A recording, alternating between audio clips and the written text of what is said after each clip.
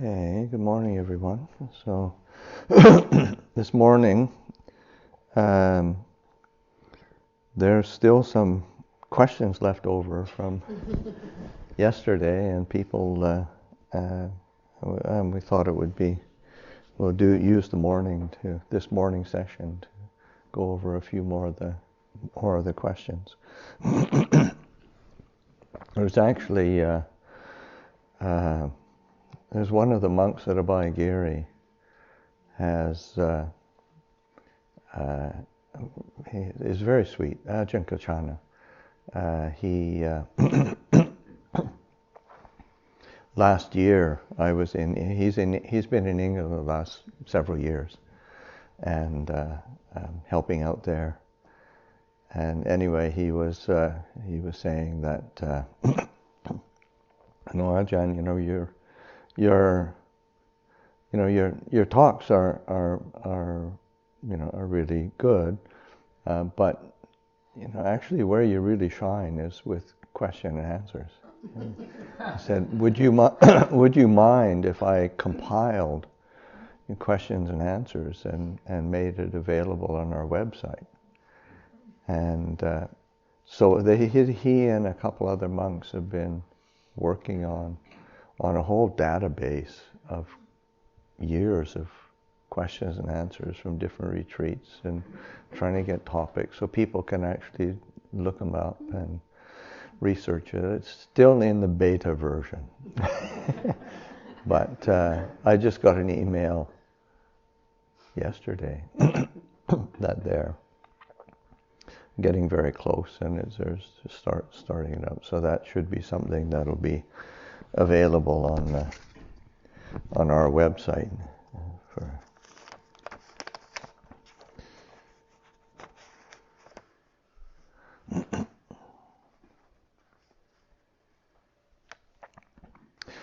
When I go inward, I don't feel or experience brightness.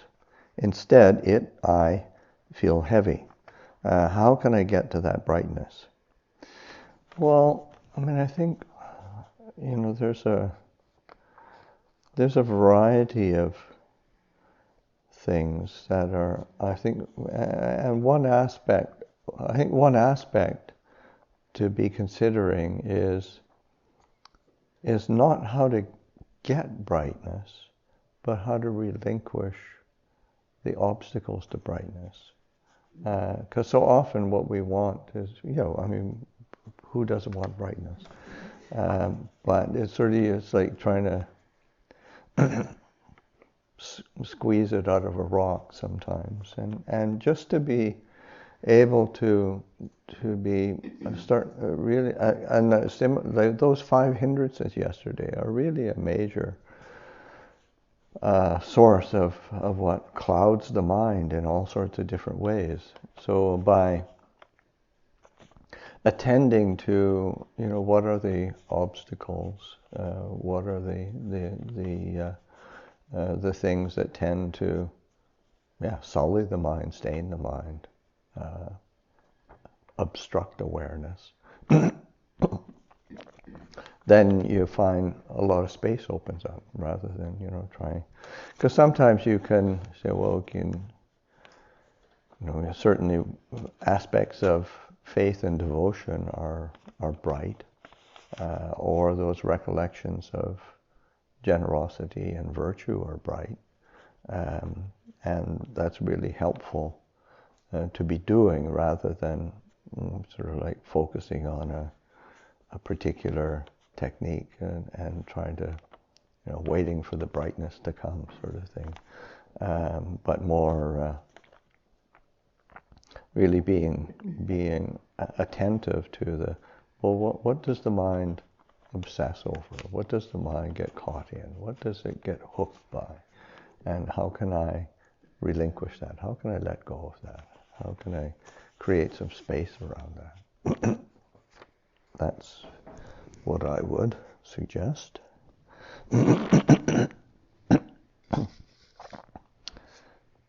So were there some online ones as well? I think so. I asked Judy to. Okay. So we can maybe do that.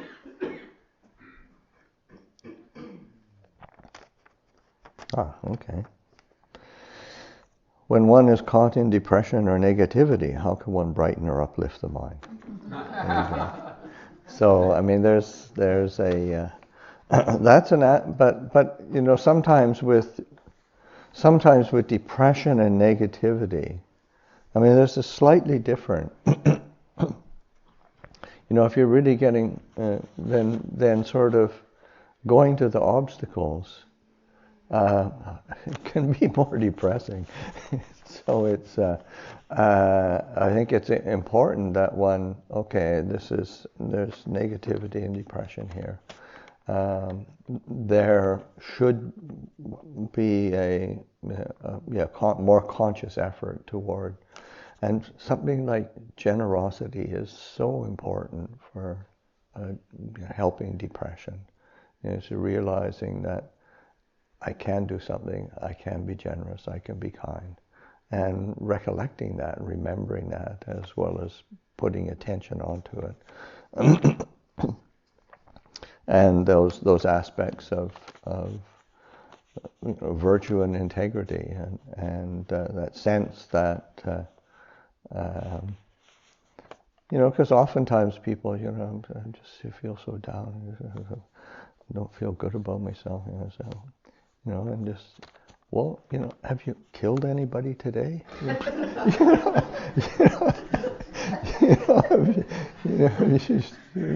You haven't robbed any banks or anything. So, you know, that's pretty good. It's a good start. Yeah. So oftentimes our bar is so you know, hopelessly idealistic.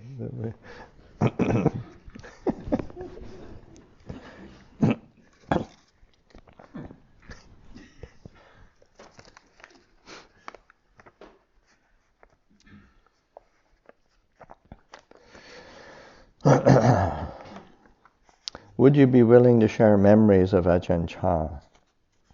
Well, I mean, it's always nice to have an Ajahn Chah story. But, you know, I think, well,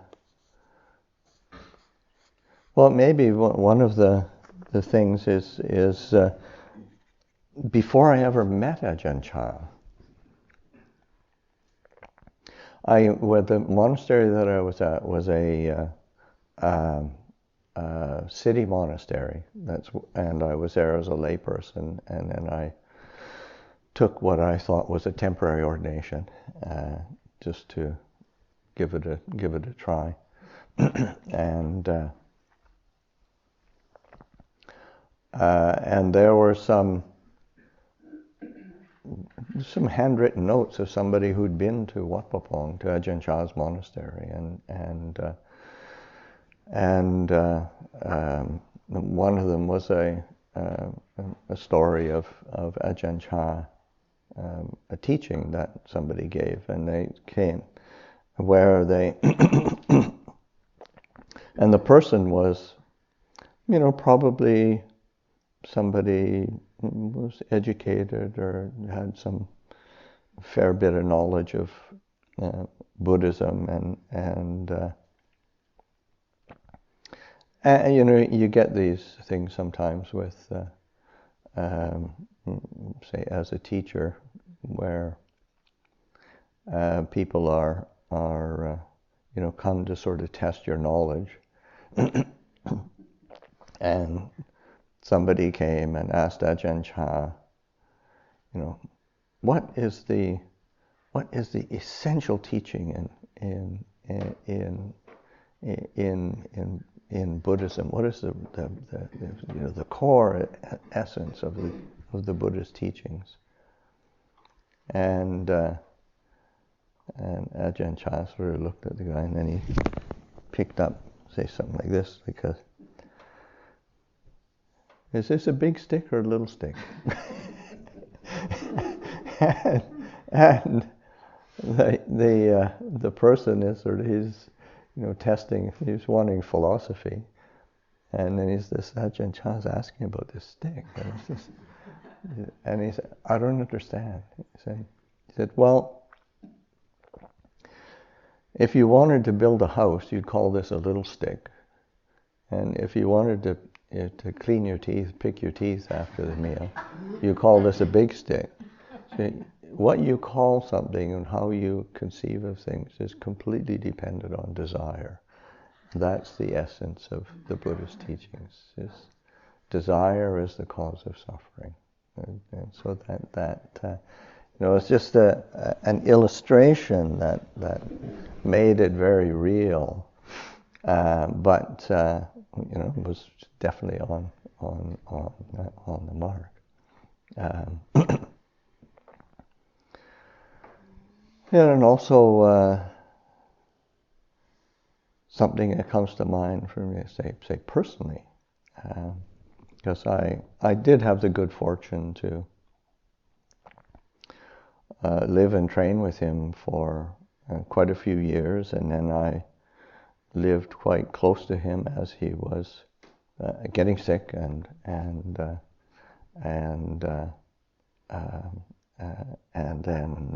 then was sick, bedridden, unable to speak.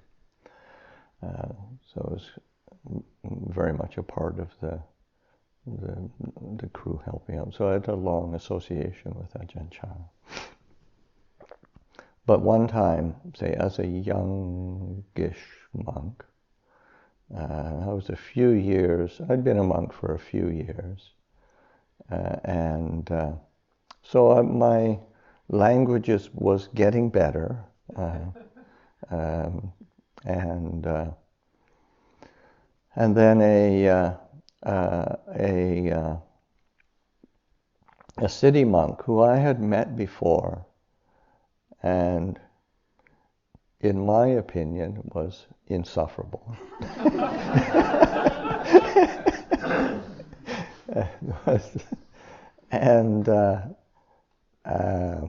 And then he came with another Westerner who was, I think he was Swedish, a journalist, and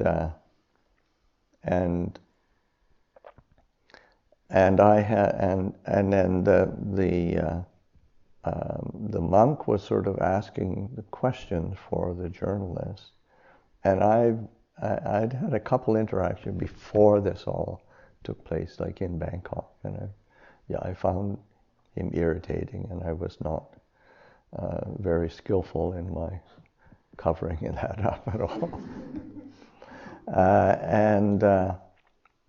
And so I was, in my mind, I was kind of quite dismissive of the person, which is not a beautiful mind state.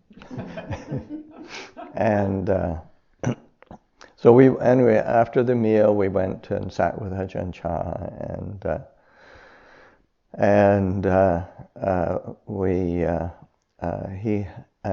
the journalist had his question. He explained that he was working for a magazine that was kind of like a spiritual magazine, and he was going around to these different teachers, Buddhist, Hindu, Christian, if you can find them, and then asking them 3 questions, and it was what was it? How do you practice? Oh no. Why do you practice? How do you practice? What is the result of the practice? And so that why do you practice was the first. Why do you practice? Why do you engage in any religious activity, religious training, spiritual training?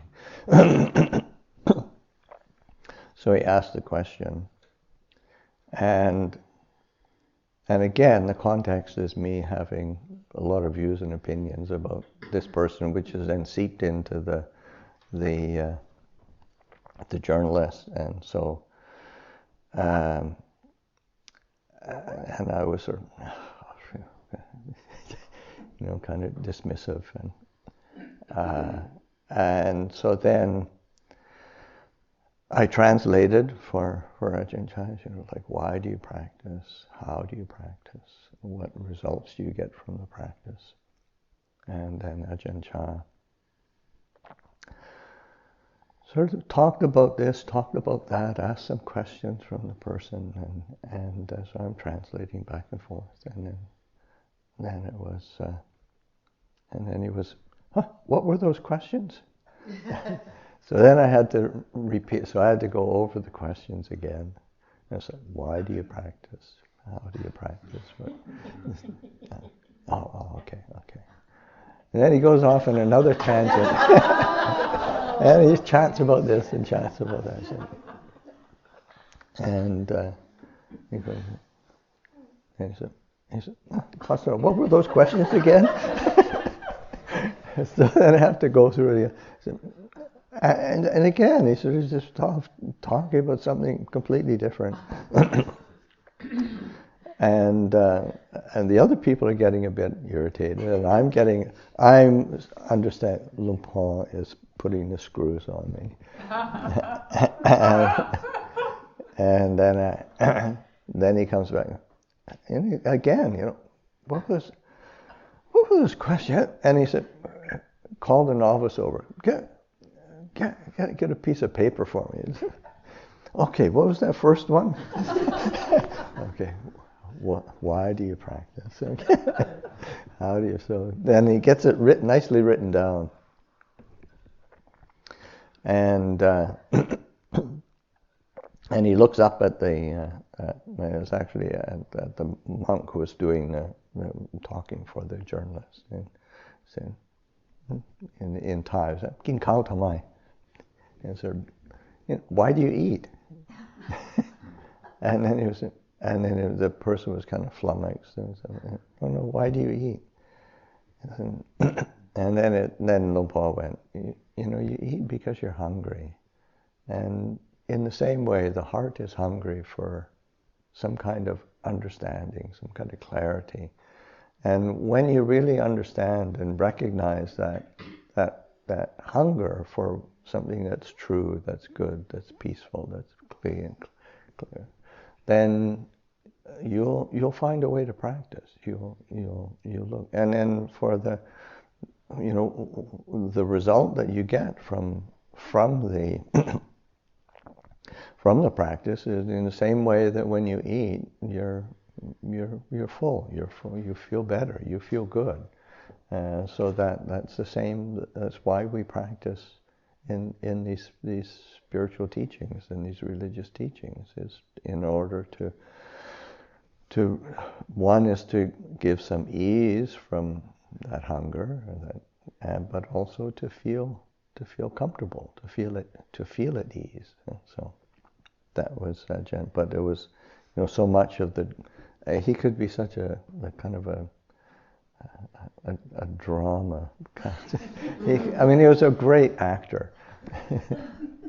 So it was very memorable. It was burned into my memory. And the same, he'd do different things too. Because he wasn't really fixed, and he didn't really. And again, this is where the beauty of non-self really shows through, is you don't have to carry a persona. Like he could kind of be the forgetful old monk and not be at all sort of embarrassed or it was useful to do that, to be that role. It highlighted the teaching that he was giving. But he was also, oftentimes when we tell these stories, it's kind of his ebullient personality that sort of shines through. But really, I think one of the main reasons why I stayed with him and lived with him and was inspired by him was the tremendous sense of, firmness or unshakability that he exuded. and it's actually I came across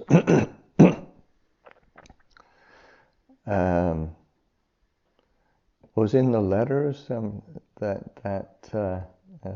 mean, Kathy's been working on some of the transcription, but I sent whatever I sent home to my family. As I sent all sorts of things, as pictures and whatnot, but all the letters, my mom kept them all, unbeknownst to me. I had no idea that she'd kept them all. And last year she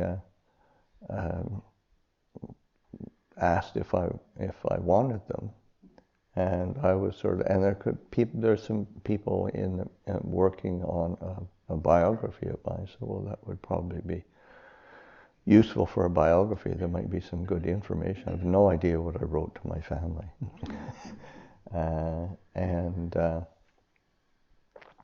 And one of the letters was I'd probably been at Wat Pong and Wat Nanachat maybe for about a year. So that was my second year of being a monk, maybe for about a year. And I'm describing to my family and my parents what life is like there. It's quite a long letter. And but then also because when I very first ordained, as I mentioned, it was a temporary ordination. I figured maybe 3 months, 4 tops. I mean, surely I can figure this out in that long.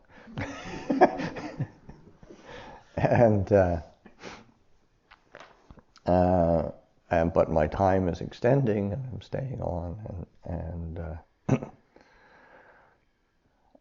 and writing to my parents and sort of saying, describing the community, but really the main reason is because of Ajahn Chah, as a teacher, as a person, as a human being.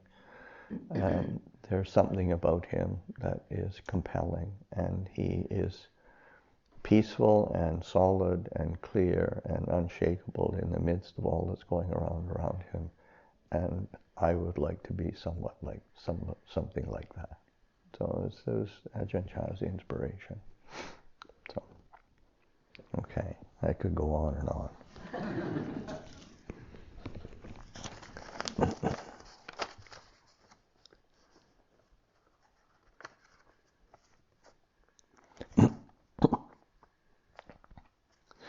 What is your opinion of the secular mindfulness movement, MBSR and its associated programs? Can mindfulness serve a useful function for people without the rest of the Dhamma?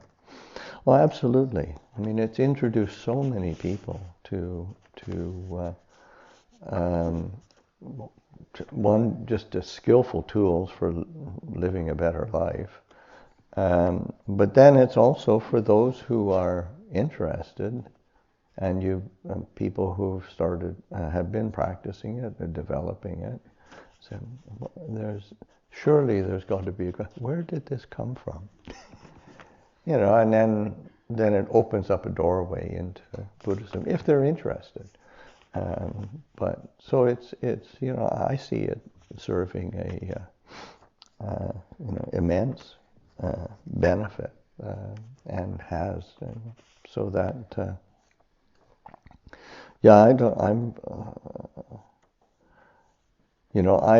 live in a very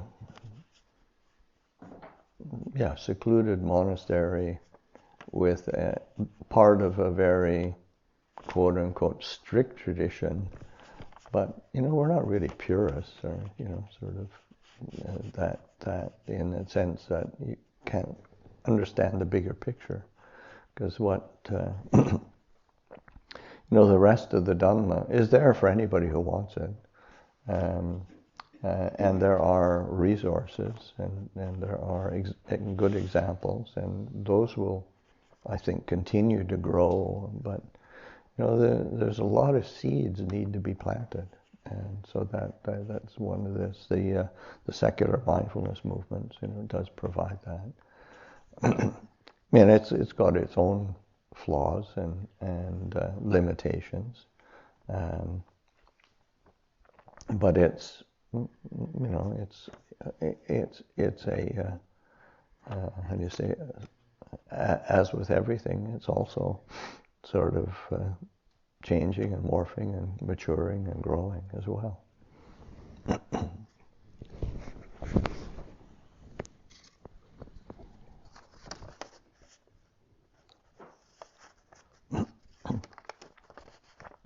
Please, a short talk on Nibbana. Thank you.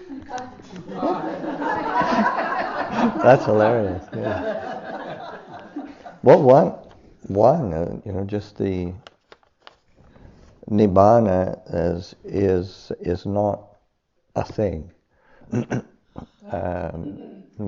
There's two different ways that the Buddha described Nibbana. Nibbana as the cessation of suffering.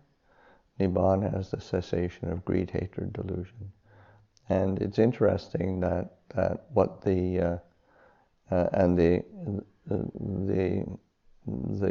apt way to describe Nibbana is through the cessation of that which is an obstacle. And again, this is what I was pointing to. Okay, how do you access brightness? Well, for the most part, it's through relinquishing that which is not bright. And because as soon as you try to make that brightness sort of manifest or appear, or make Nibbana sort of manifest and appear, it crumbles in front of your eyes. It's just the way reality sort of works. There's a teaching that the Buddha gives throughout the suttas, and it's a short phrase for anybody interested in learning Pali. It's yena himanyati totang hoti anyata. But for however one conceives it, it is always other than that. And that's how the mind works. It's how reality. So as soon as you start conceiving of, I've got to get that brightness, or I've got to achieve Nibbana, then, or I got Nibbana, but then it crumbles, or it recedes into the distance, so that the way to approach it is through relinquishment. And it's through that relinquishment that is, and of course within that relinquishment you're cultivating all sorts of skillful, wholesome qualities, like a glimpse into Nibbana is say through the jhanas, that experience of these refined mental states. It's not Nibbana, but it's a glimpse. You get a bit of a glimmer of what the possibilities are. But that settling of the mind, stilling of the mind, relinquishing that which is a source of dukkha, there's you're starting to get a taste, get a flavor. It's like the Buddha saying that there is just the taste of Dhamma is the taste of freedom. Yeah. Mention your book. Hmm? Mention your book then. Yeah. Oh yeah, I've happened. Yeah, I didn't think of that. Jittasubha said to there is a book called The Island, and it's written by Ajahn Amaro and myself, and it's about Nibbana. So.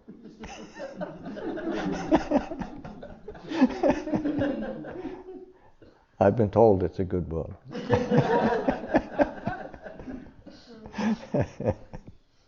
Judy is willing to read questions from online. Okay, very good.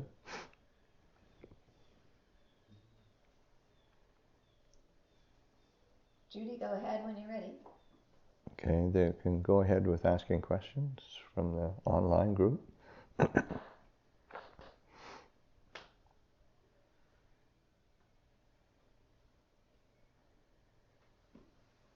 Hello.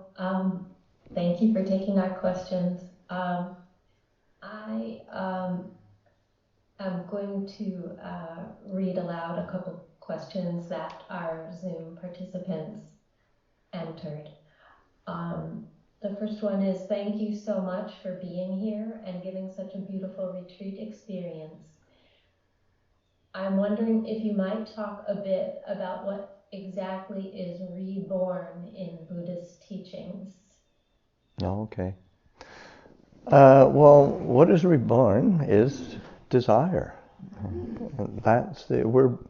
We're fundamentally a bundle of desire, and of course those desires are, for sensual desire, sensory gratification, stimulation, but then also the desire for being and becoming, and the desire for non-being. Don't like it, shouldn't be this way.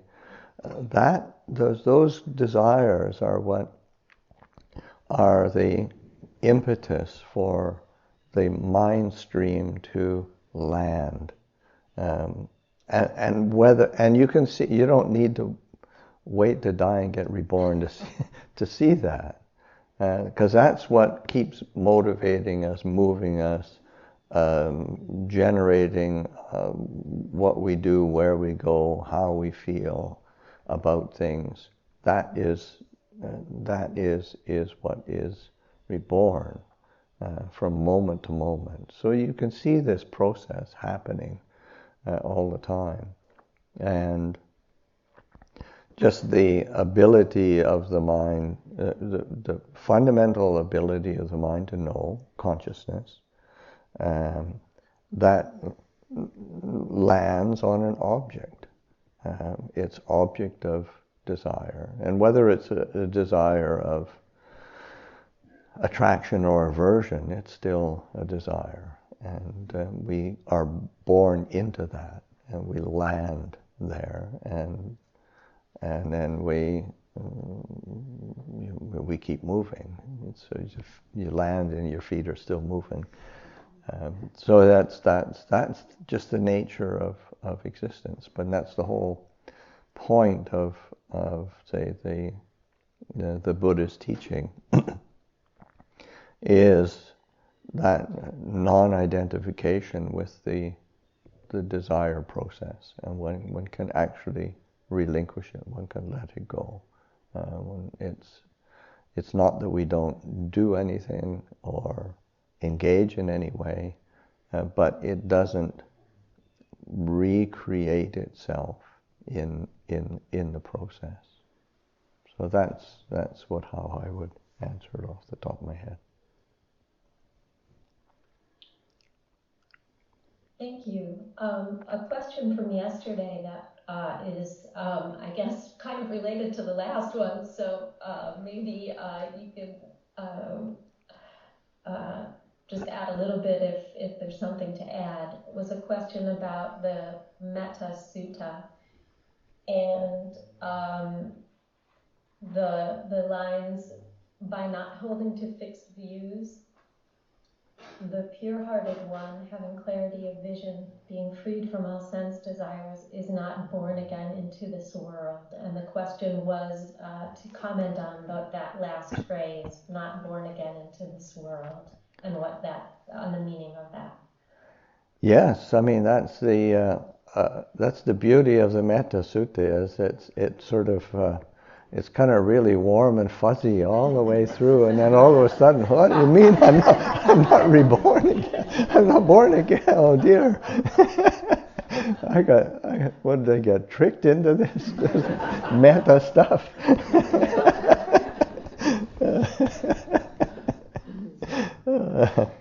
So, but the Buddha is giving a complete path. When we think of metta, oftentimes we think of the quite rightly, as I was saying, that mature emotion, the divine abiding of a state of heart that is really is quite bright and spacious. loving kindness, compassion, sympathetic joy, equanimity. These are very bright states. But the Metta Sutta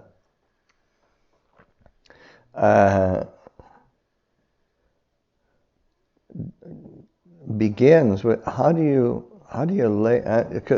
It starts from A and goes to Z, and that this is what should be done by one who is skilled in goodness, should be able and upright. And so it's for the first quarter or third of the sutta, it doesn't really address the metta really at all. But metta doesn't exist in a vacuum. It has to have that context of skillfulness and wise attention to action, how we relate to other human beings, how we live in the world with others, and laying that foundation really solidly. Then you start directing attention to those aspects of, wishing in gladness and in safety. May all beings be at ease. This expansive wish for everyone's well-being, and then that sense of again, even as a mother protects with her life her child, her only child.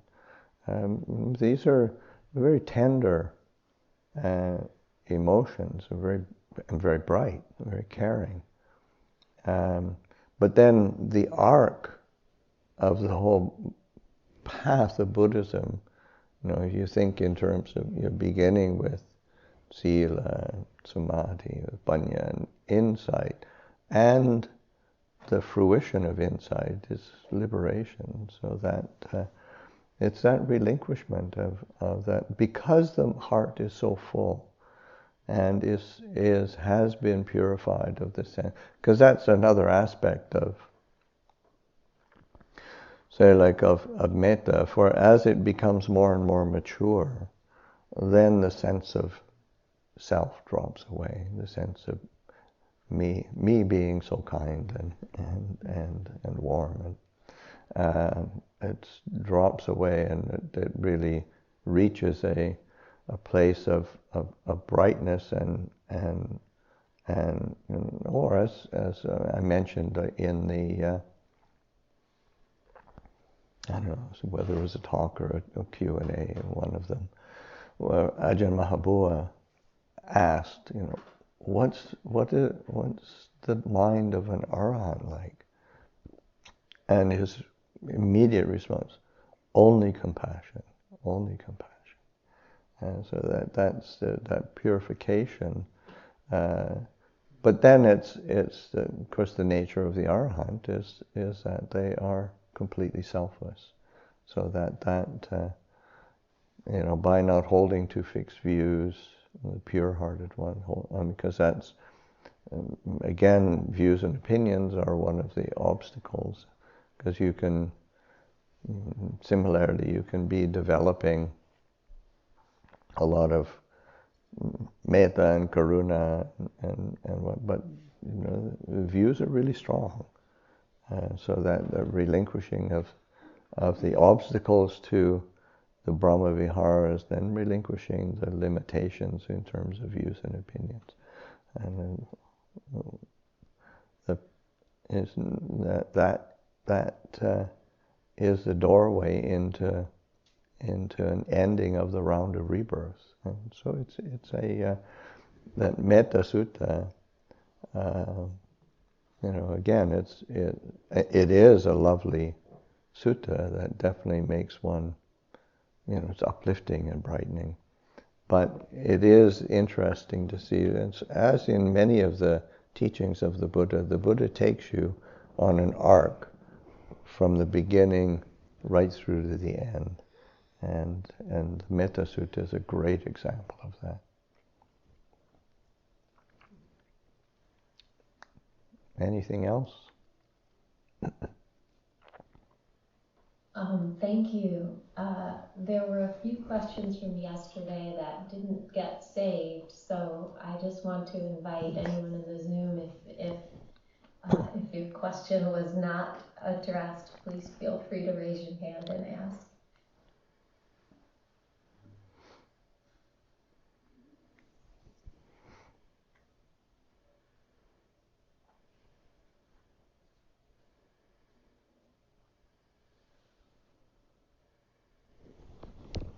Okay.